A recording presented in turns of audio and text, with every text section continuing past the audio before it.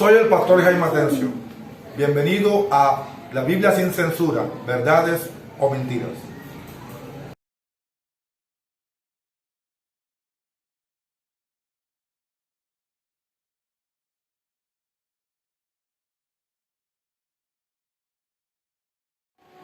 Algunos dicen que el rapto o la segunda venida de Cristo va a ser antes de la tribulación. Otros dicen que va a ser en medio de la tribulación, pueden sentarse. Y otros dicen que va a ser al final de la tribulación. Yo voy a sentar mi posición con un fundamento bíblico. Sé que algunos hermanos en Cristo, pastores, colegas, tienen otra posición doctrinal, pero esto no es un motivo para humillar a ninguno, ni para ofender a ninguno, amén, ni para ridiculizar a ninguno. Simple y llanamente tenemos puntos de vista diferentes, pero son hombres piadosos también que aman a Dios. Amén. Así que mi intención no es avergonzarlos a ellos, ni ofenderlos, ni mucho menos, sino sentar una posición bíblica. Ahora, ¿por qué lo hago? Porque la palabra dice en 1 Timoteo capítulo 3 que la iglesia del Dios viviente es columna y baluarte de la verdad. Columna porque sostiene la verdad y baluarte porque la defiende, la protege. Es por eso que lo estamos haciendo en esta hora. ¿Sí? Y si yo logro probar bíblicamente que la doctrina del rapto es bíblica, pero que también el rapto es no antes ni en medio, sino después de la tribulación, entonces muchos videos en YouTube deben ser bajados, porque entonces constituyen una mala enseñanza doctrinal. Pero vamos a ver lo que dice la Biblia. Algunos dicen que el rapto pretribulacional, o que Cristo va a venir antes de la tribulación de una manera secreta, está justificado en algunos pasajes bíblicos, pero realmente no son pasajes bíblicos claros ni contundentes. Mas la Biblia sí habla del rapto y cuándo va a ser el rapto de una manera clara y sostenible. Vamos a el libro de Primera de Tesalonicenses capítulo 4, que es uno de los pasajes más claros que habla sobre el rapto. Yo creo que el rapto existe, yo creo que Cristo va a venir por su iglesia y vamos a explicarlo y luego explicaremos cuándo es que Cristo va a venir por la iglesia. Amén. Vamos a Primera de Tesalonicenses capítulo 4, vamos a leer desde el versículo 13 al versículo 17. Por ejemplo, vamos al versículo 13, del 13 al 17 dice así: tampoco queremos, hermanos, que ignoréis acerca de los que duermen, para que no os entristezcáis como los otros que no tienen esperanza. Porque si creemos que Jesús murió y resucitó, así también traerá Dios con Jesús a los que durmieron en él. Por lo cual os decimos esto en palabra del Señor, que nosotros que vivimos, que habremos quedado hasta la venida del Señor, no precederemos a los que durmieron. Porque el Señor mismo, con voz de mando, con voz de arcángel y con voz de trompeta de Dios, descenderá del cielo, y los muertos en Cristo resucitarán primero. Luego nosotros, los que vivimos, los que hayamos quedado, seremos arrebatados juntamente con ellos en las nubes para recibir, esta palabra es clave, recibir al Señor en el aire, y así estaremos siempre con el Señor. Esta carta de Primera de Tesalonicenses la escribe el apóstol Pablo a los hermanos que están en Tesalónica, porque tenían una inquietud. ¿Qué pasaba con los hermanos en Cristo, los que creen en Cristo, que han muerto? ¿Qué va a pasar con ellos antes de la venida de Cristo? Y Pablo les escribe esta carta, y lo primero que dice es que no ignoremos acerca de los que duermen. Ahora, ya leímos todo el pasaje. Ahora vamos a leer el versículo 1 y vamos a ir desglosando. Dice: tampoco queremos, hermanos, que ignoréis acerca de los que duermen, para que no os entristezcáis como los otros que no tienen esperanza. Ahora pregunto, ¿quiénes son los que duermen que tienen esperanza? ¿Y quiénes son los que no tienen esperanza? Los que tienen esperanza son aquellos que han muerto en Cristo. Esos son los que duermen, y vamos a comprobarlo bíblicamente. Dice 2 de Corintios, capítulo 5, versículos 6 y 8. Dice: así que vivimos confiados siempre y sabiendo que entre tanto que estamos en el cuerpo, estamos ausentes del Señor. Pero confiamos, y más quisiéramos estar ausentes del cuerpo y presentes al Señor. Aquellos que duermen y que tienen esperanza son aquellos que han creído en Cristo, ya murieron, pero su alma, su espíritu está en la presencia del Señor. Y su cuerpo está enterrado, quemado, devorado por animales, está en la tierra su cuerpo. Y la Biblia describe a su cuerpo como los que duermen. Pero el alma de los que están en Cristo ya están en la presencia del Señor. Cuando la persona muere, instantáneamente su alma va a la presencia del Señor, si fue creyente, o va al infierno. Amén. Amén. Y lo que dice aquí en 2 de Corintios el apóstol es que estaban ausentes al Señor porque estaban en su cuerpo. Aló, la muerte es separación del alma del cuerpo, como lo dice Génesis 35 del 18 al 19. ¿Se acuerdan cuando la muerte de Raquel? Dice que su alma se separó del cuerpo y estaba muerta. Y Filipenses 1 del 21 al 23 dice: porque para mí, el apóstol Pablo dice, porque para mí el vivir es Cristo y el morir es ganancia. Mas si el vivir en la carne, en el cuerpo, resulta para mí en beneficio de la obra, no sé entonces qué coger, porque de ambas cosas que estoy puesto en estrecho, teniendo deseo de partir y estar con Cristo, lo cual es muchísimo mejor. Y él ratifica que al momento de partir es porque va a estar con Cristo. El purgatorio no existe. Amén. Los que duermen, que tienen esperanza, son las almas de los creyentes en Cristo, que al momento de morir van al cielo, a la presencia del Señor, pero su cuerpo queda en la tierra. La Biblia, cuando se refiere a los que duermen, esta frase, los que duermen, hace alusiones al cuerpo de los creyentes, ya sea que hayan sido quemados, enterrados, aserrados, devorados por animales. El cuerpo es el que duerme, el cuerpo del creyente. Lo describe como durmiendo la Biblia. Vamos a ver algunos pasajes que explican esto. Job 3, del 11 al 13. Dice Job: ¿por qué no morí yo en la matriz o expiré al salir del vientre? ¿Por qué me recibieron las rodillas? ¿Y a qué los pechos para que mamase? Pues ahora estaría yo muerto, reposaría, dormiría y entonces tendría descanso. Relaciona la muerte con el dormir. El mismo libro de Job, capítulo 14, versículo 12, dice: así el hombre yace y no vuelve a levantarse, hasta que haya cielo no despertará, como si estuvieran dormidos.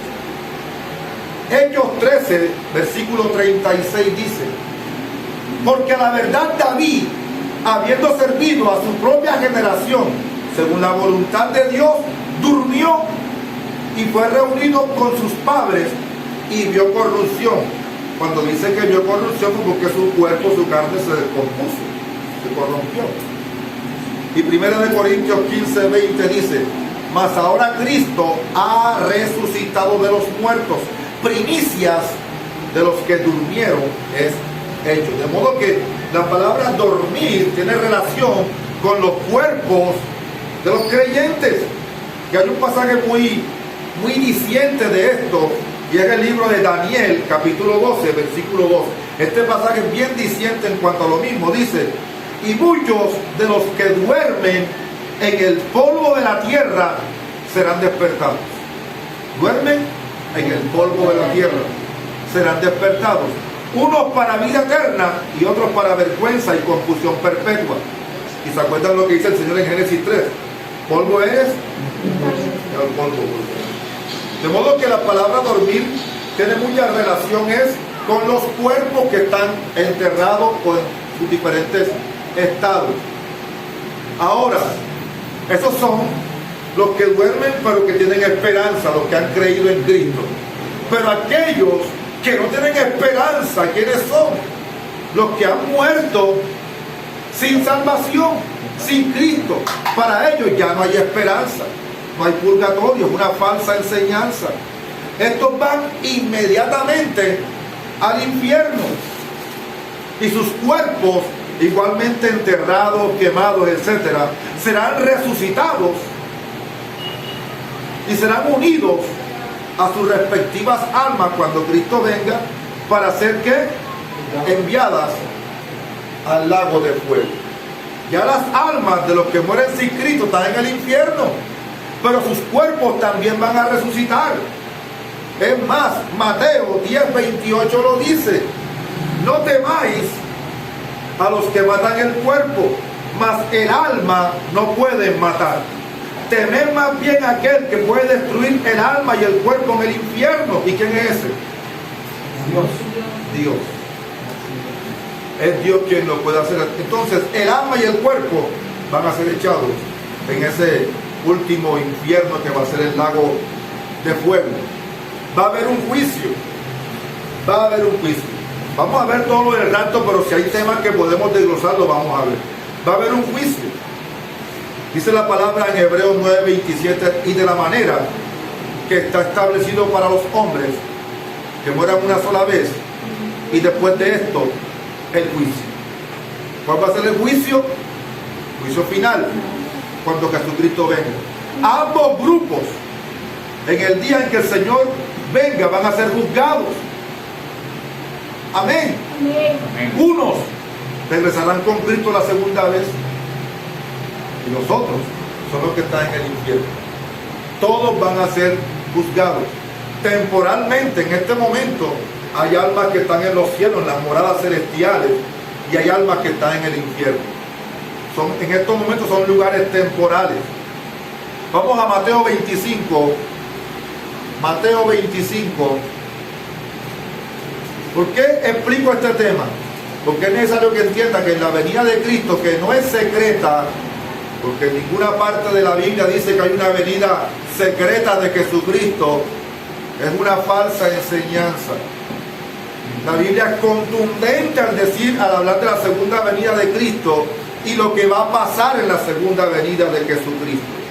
Dice Mateo 25, del versículo 31 al versículo 46: cuando el Hijo del Hombre venga en su gloria y todos los santos ángeles con él, entonces se sentará en su trono de gloria.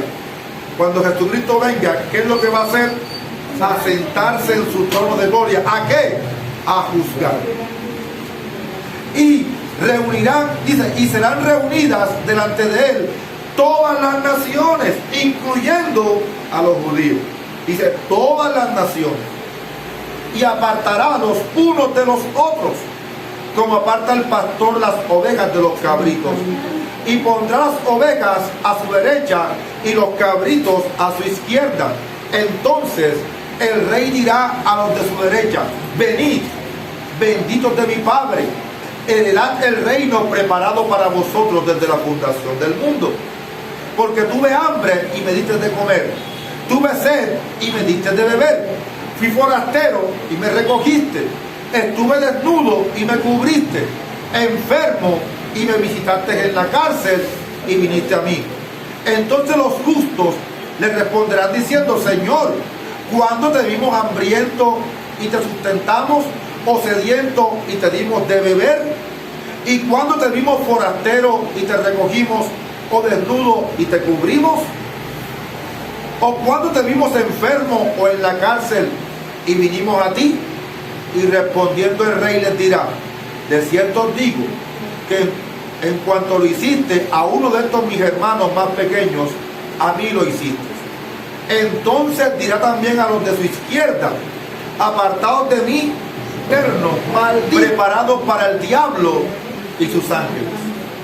Porque tuve hambre y no me diste de comer, tuve sed y no me diste de beber, fui forastero y no me recogiste, estuve desnudo y no me cubriste, enfermo y en la cárcel, y no me visitaste. Entonces también ellos le respondieron diciendo: Señor, ¿cuándo te vimos hambriento, sediento, forastero, desnudo, enfermo o en la cárcel y no te servimos? Entonces le respondió diciendo: de cierto os digo que en cuanto no lo hiciste a uno de estos más pequeños, tampoco a mí lo hiciste. E irán estos ¿a qué? Castigo eterno, y los justos a la vida eterna. ¿Cuándo va a acontecer esto? Cuando el Hijo del Hombre venga. Cuando Cristo venga, va a haber juicio. No van a haber, no va a venir Cristo de una manera secreta por su iglesia, porque la Biblia no habla de eso por ninguna parte. Su venida va a ser visible. No hay fundamento bíblico para asegurar que Cristo viene de una manera secreta o que el rapto es secreto. Y vamos a seguir desglosando toda la escritura. Vamos a aclarar algunos puntos. Amén. Así que usted preguntará: bueno, pero si Cristo viene a juzgar, ¿y dónde queda la última semana de Daniel, los 7 años? ¿A dónde queda las guerras y rumores de guerra y los pleitos contra Israel? ¿En dónde queda el anticristo? Y la pregunta del millón: ¿cuándo será el milenio? Pero si Satanás va a ser atado por 1000 años, eso lo vamos a resolver después, porque todo tiene un fundamento bíblico. Amén. ¿Cuándo serán las bodas del Cordero? Aló. Todo eso va a ser resuelto, así que no se pierda ningún programa. La venida de Cristo será también el día del juicio final. Dice 2 de Corintios 5:10: porque es necesario que todos nosotros comparezcamos ante el tribunal de Cristo, para que cada uno reciba según lo que haya hecho mientras que estaba en el cuerpo, sea bueno o sea malo. Y Apocalipsis 20: y vi un gran trono blanco y al que estaba sentado en él, de delante del cual huyeron la tierra y el cielo, y ningún lugar se encontró para ellos.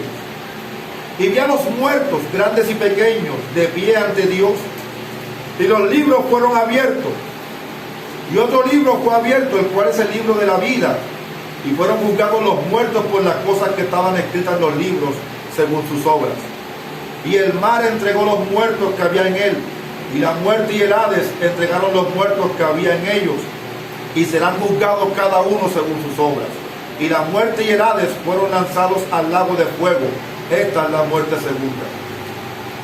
Y el que no se halló inscrito en el libro de la vida fue lanzado al lago de fuego.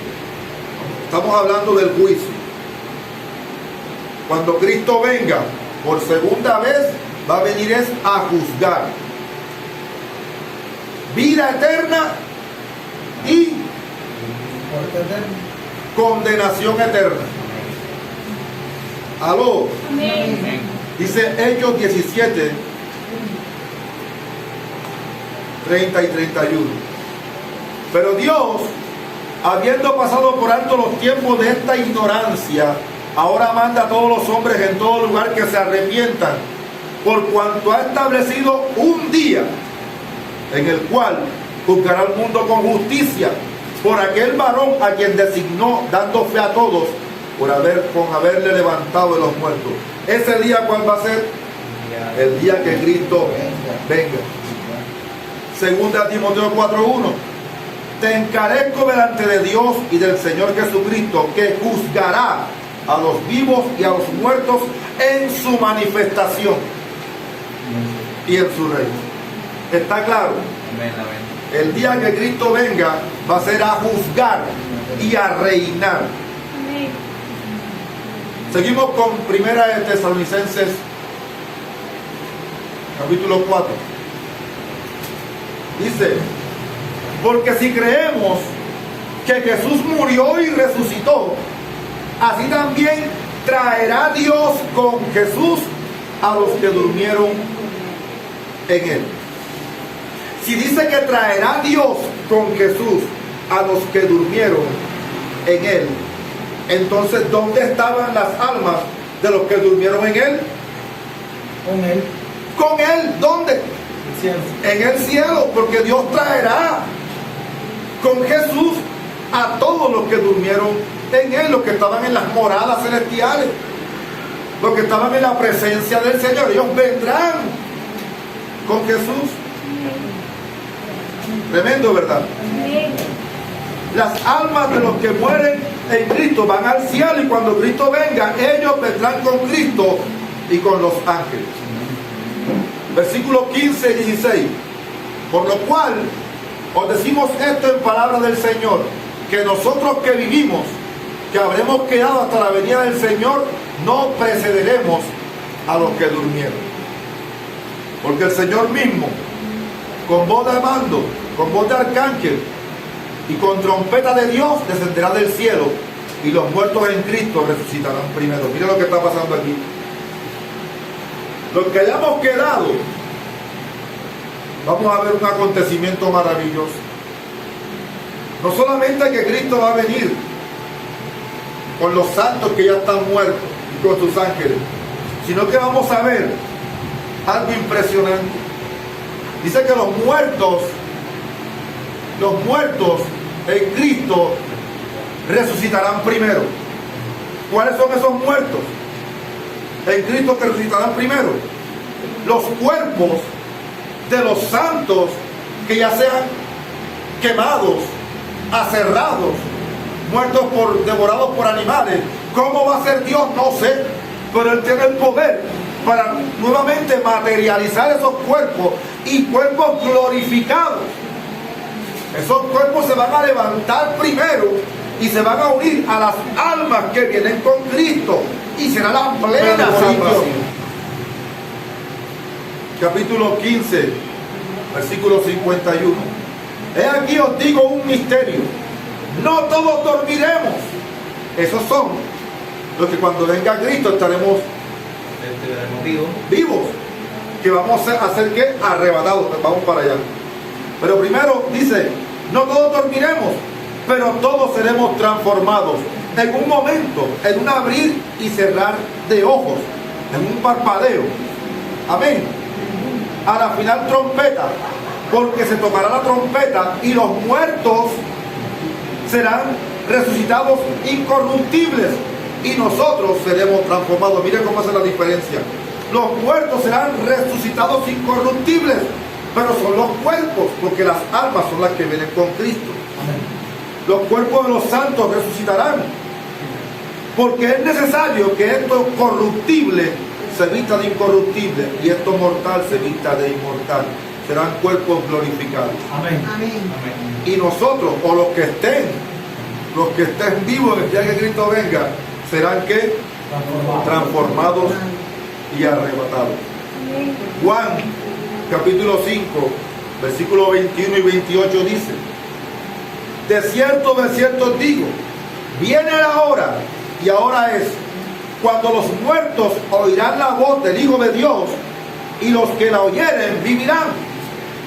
No os maravilléis de esto, porque vendrá hora cuando todos los que están en los sepulcros oirán su voz, y los que hicieron lo bueno saldrán a resurrección de vida, mas los que hicieron lo malo a resurrección de condenación. Esto va a acontecer cuando Cristo venga. Va a ser algo maravilloso ver cómo esos cuerpos se levantan. Amén. Y se unen a sus almas en las nubes. Y los que estén vivos en ese momento van a ser arrebatados con cuerpos glorificados también para unirse con el Señor en las nubes. Que ese es el versículo 17 de Primera de Tesalónica 4. Dice así: luego nosotros, los que vivimos, los que hayamos quedado, seremos arrebatados. Ese es el rapto. La palabra rapto literalmente no está en la Biblia, pero hace alusión Es la misma del arrebatamiento. Amén. Amén. Para recibir al Señor en el aire. Y así estaremos siempre con el Señor. Yo les digo al principio que tengamos mucho cuidado con la palabra recibir. Vi un video en las redes donde alguien ridiculizaba algo que es cierto. Dice, ¿cómo es posible que nosotros vamos a recibir al Señor en las nubes y no vamos a ir al cielo? A las moradas. Pero es que los que están en las moradas son los que ya se han ido. Aló. Y ridiculizó bastante esta revelación. Y yo quiero decirles qué es lo que el Señor está explicando aquí. Hay un fundamento bíblico bien claro en cuanto a este tema. Dice así: luego nosotros, los que vivimos, o los que estén vivos en ese día, los que hayamos quedado, seremos arrebatados para recibir. Esa palabra recibir es clave, al Señor en el aire, y estaremos siempre con Él. Pero la Biblia en este pasaje, en este verso, y en ningún otro verso en las Escrituras, dice que vamos a recibir al Señor en el aire para irnos para el cielo. En ninguna parte dice eso.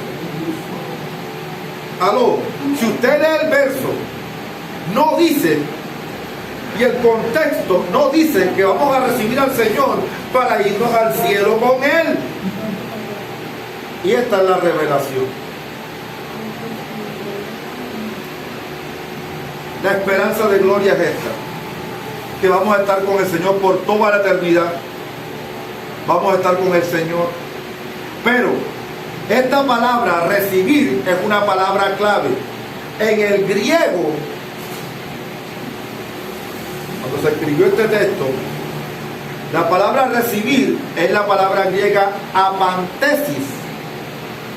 Y esta palabra apantesis aparece 2 veces más en el Nuevo Testamento. O sea, 3 veces aparece. Y las 3 veces que aparece dando alusión a lo mismo. Y les voy a explicar en qué consiste la palabra apantesis, que es recibir. Cuando un rey o un gobernante o una persona distinguida, visitante importante, venía a un lugar o a una ciudad en los tiempos griegos, los ciudadanos que le esperaban salían de la ciudad a recibir a ese personaje en el último tramo de su viaje, para saludarlo y para escoltarlo y entrarlo a la ciudad.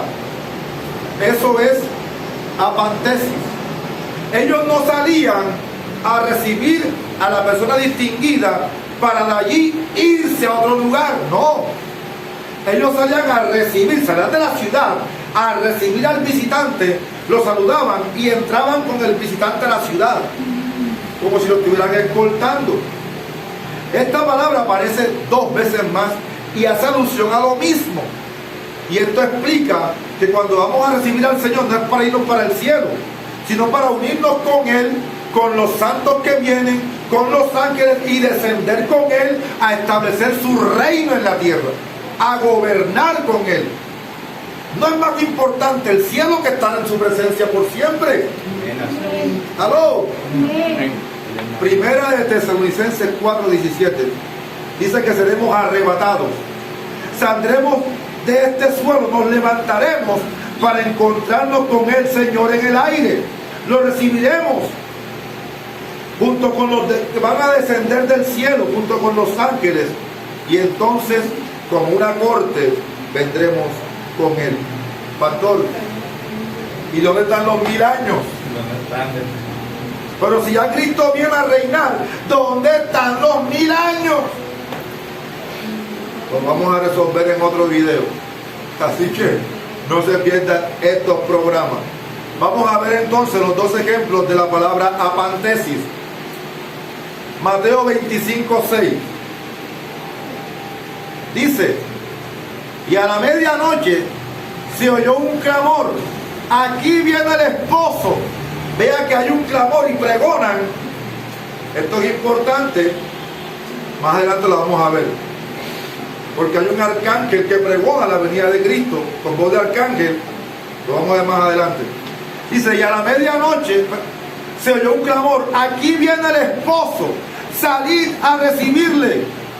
Hablando de las 10 vírgenes quienes estaban esperando, salen a recibir al novio, no para llevarlo a otro lugar, sino para escoltarlo de regreso a la fiesta. Y Hechos 28, del 14 al 16, dice: donde habiendo hallado hermanos, nos rogaron que nos quedásemos con ellos 7 días. ¿Dónde estaban? En Puteolí, una ciudad. Ahí se quedaron. Y luego fuimos a Roma, de donde, oyendo de nosotros los hermanos, los que estaban en Roma, salieron a recibirnos hasta el foro de Apío y las 3 tabernas. Y al verlo, Pablo dio gracias a Dios y cobró aliento. Cuando llegaron a Roma, el centurión entregó los presos al prefecto militar, etcétera, etcétera, etcétera. Pero ¿saben? Dice que salieron a recibir a Pablo y después bajaron a Roma. ¿Aló? Vemos cómo los hermanos de Roma salen de Roma a recibir a Pablo en el foro de Apío y las 3 tabernas, que quedaba a 69 kilómetros de Roma. Salieron a recibir a Pablo hasta allá, y luego que lo saludaron, lo escoltaron y entraron a Roma. Esa es la revelación de la palabra recibirlo, a un distinguido, a un rey. Cuando Jesucristo venga, los que estén vivos van a levantarse con cuerpos glorificados para recibir al Señor, pero no para irse para el cielo, amén, sino para descender con Él, amén, a la tierra. Ahora, ¿qué señales claras y visibles anunciarán el regreso de Cristo? Mire, estoy hablando con pasajes claros y contundentes. No hay pasajes claros y contundentes para afirmar que Cristo vendrá secretamente o que el rapto será secreto. No hay versículos claros y contundentes. Un poquito de aquí, un poquito de allá para mezclarlo, pero no es bíblico. El rapto pretribulacional no es bíblico. El rapto secreto no es bíblico. ¿Qué señales visibles anunciarán el regreso de Cristo? Segunda de Tesalonicenses, capítulo 2. Son versículos claros y contundentes. Segunda de Tesalonicenses, capítulo 2, versículos del 1 al 4. Dice así: pero con respecto a la venida de nuestro Señor Jesucristo y nuestra reunión con Él, os rogamos, hermanos, que no os dejéis mover fácilmente de vuestro modo de pensar. Peligroso. Ni os conturbéis, ni por espíritu que venga a hablar sobre esa venida rara, ni por palabra, personas que estén hablando de una venida de Cristo secreta, ni por carta como si fuera nuestra, ¿no? Que Pablo mandó a decir, nada de eso, en el sentido de que el día del Señor está cerca. Ojo, no, que ya Cristo viene. Yo sé que Cristo viene y que su venida es inminente, pero no es mañana. Muchos han vendido las casas con una locura, una revelación de que Cristo viene mañana. Cristo no viene mañana. Tenemos que estar preparados, velando como si viniera mañana, pero Él no viene mañana, porque hay señales claras que anuncian la venida de Cristo. Amén. Dice: nadie os engañe en ninguna manera, porque no vendrá sin que antes venga la apostasía y se manifieste el hombre de pecado, el hijo de perdición. Dos cosas claras y contundentes deben pasar antes de que Cristo venga. Primero, la apostasía, y luego la manifestación del anticristo. Ahora, yo creo que ya de la apostasía se está cumpliendo. ¿Qué es la apostasía? Son las personas que abandonan sus creencias en Dios. ¿Aló? Que siguen doctrinas anticristianas que se predican en muchas iglesias aún cristianas. El evangelio falso y de maldición, como el de la prosperidad, se propaga y es una apostasía. Esas apostasías están abandonando la sana doctrina. Eso es apostasía. Apostasía no es entrar en una iglesia satánica. Apostasía es abandonar la sana doctrina. Eso es apostasía. Y parece que ya entramos en esa apostasía. ¿Aló? Y lo segundo, se manifestará el hijo de pecado, el hijo de perdición, el anticristo. El verdadero anticristo, porque han habido muchos anticristos, pero el verdadero anticristo se va a manifestar, el que se sentará en el templo de Dios haciéndose pasar por Dios. Estos dos sucesos deben acontecer. Hasta el momento no se ha revelado o manifestado el anticristo. No sabemos quién es, pero cuando se manifieste, entonces podremos decir con toda confianza: ya Cristo viene. Ya Cristo está aquí. ¿Aló? Y cuando venga, cuando Jesucristo venga con nosotros los creyentes, aleluya. Aleluya. Lo primero que hará será matar al anticristo. ¿Se da cuenta? Va a matar al anticristo con el espíritu de su boca y lo destruirá totalmente con el resplandor de su venida. Versículo 8, que dice: y entonces se manifestará aquel inicuo a quien el Señor matará con el espíritu de su boca y destruirá con el resplandor de su venida. Lo primero que va a pasar cuando Cristo vea es que va a destruir al anticristo. Ahora, si cuando Cristo venga, lo primero que va a hacer es destruir al anticristo, ¿dónde queda entonces la tribulación y la gran tribulación? Y el milenio también. ¿Y dónde quedó el milenio? Tuvo que haber pasado antes. O sea, la iglesia va a pasar la tribulación. O los que estén vivos.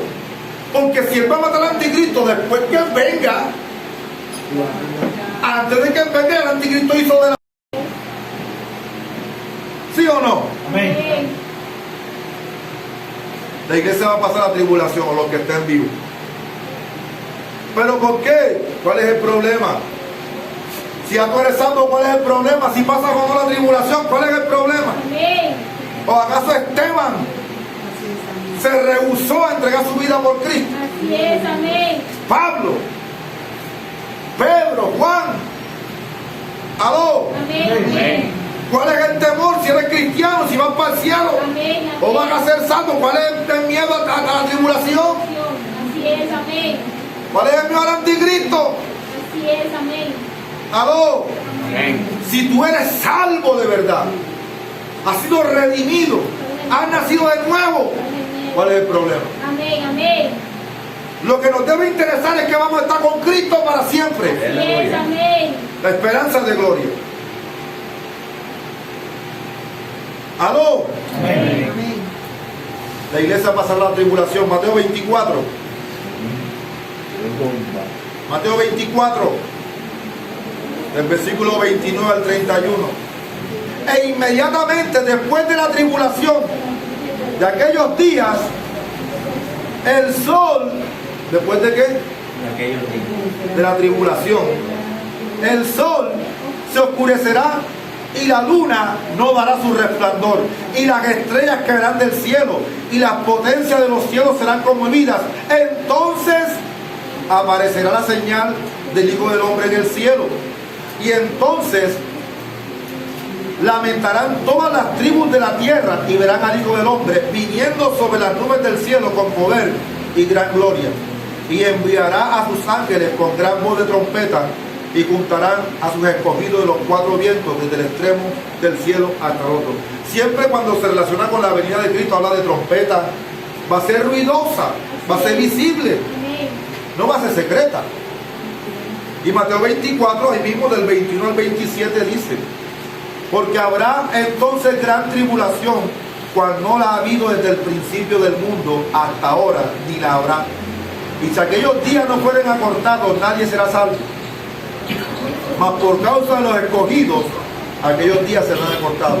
Entonces, si alguno os dijere: mirad, aquí está el Cristo, o mirad, allí está, no lo creáis, porque se levantarán falsos cristos y falsos profetas, y harán grandes señales y prodigios, de tal manera que engañarán, si fuera posible, aún a los escogidos.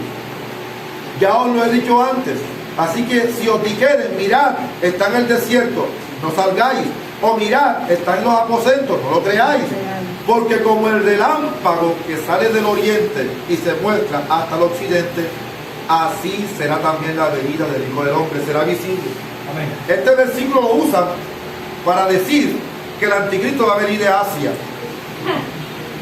Miren las locuras de la interpretación, de la hermenéutica, que va a venir de Asia, porque dice que como el relámpago que sale del oriente. Son errores de hermenéutica, de interpretación bíblica. Y lo otro es, muy importante, usted debe aprender Biblia. Yo creo en los milagros. Yo creo que Dios puede hacer milagros y seguirá haciendo milagros. Amén. Pero aquí dice que también habrán falsos maestros, falsos profetas que también van a hacer milagros. Así es, amén. Antes de milagros, vaya la palabra de Dios. Los milagros son de Dios, es ver a ver si los hace o no. Usted vaya a la palabra. Segunda de Tesalonicenses 1, del 3 al 10, dice así: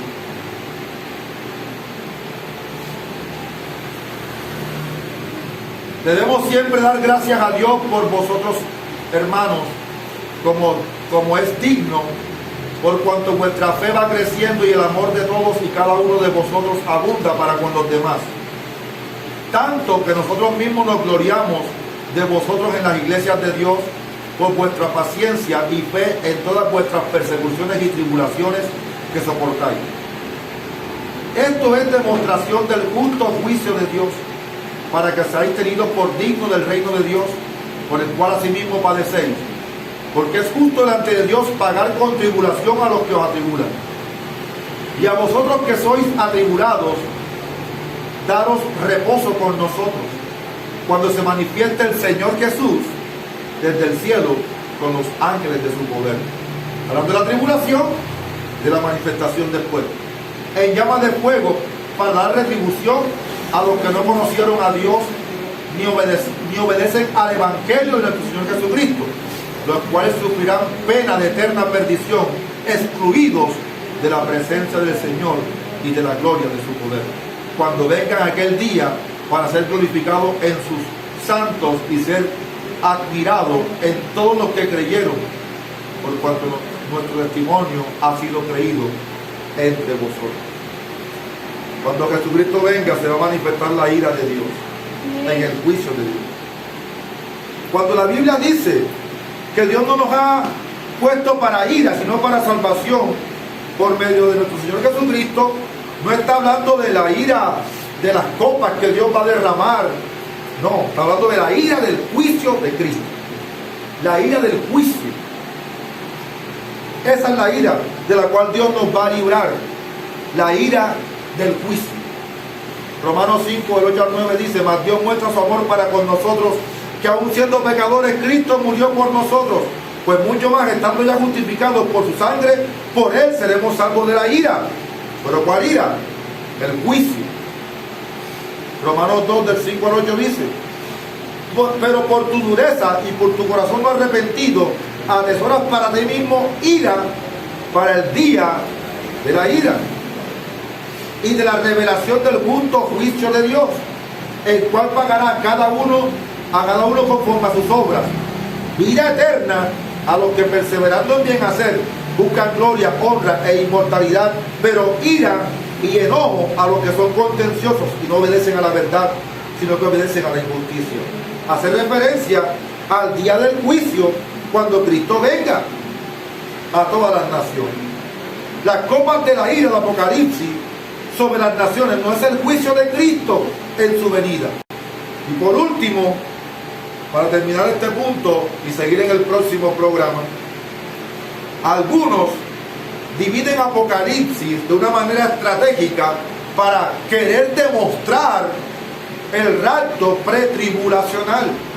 Y dicen esto, que Apocalipsis del capítulo 1 al capítulo 3 es la época de la iglesia. Del capítulo 4 al 18 es la tribulación. Y la iglesia no aparece. Ellos dividen así Apocalipsis. Del 4 al 18 es la tribulación y la iglesia no aparece. El 20 es el milenio. Y del 21 al 22 es el estado eterno. Pero hay un problema con esta división. La tribulación, dice, después de la tribulación, en el capítulo 19, viene el regreso de Cristo a la iglesia. ¿Cómo ellos dicen que la iglesia no va a pasar por la tribulación? Si Cristo va a venir después de la tribulación, y no hay ningún verso que sustente que la iglesia va a ser raptada antes de la tribulación. Hay un problema en ese diagrama.